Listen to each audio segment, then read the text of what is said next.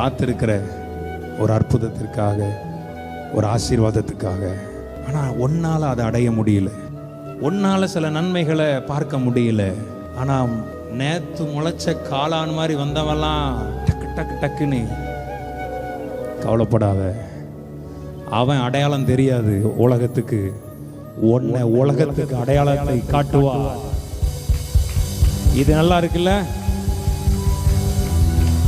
நேற்று ஐயா அந்த பெதஸ்தா குளத்துல 38 வருஷமும் எத்தனையோ பேர் ஹீலானா, எத்தனையோ பேர் சுகமானா.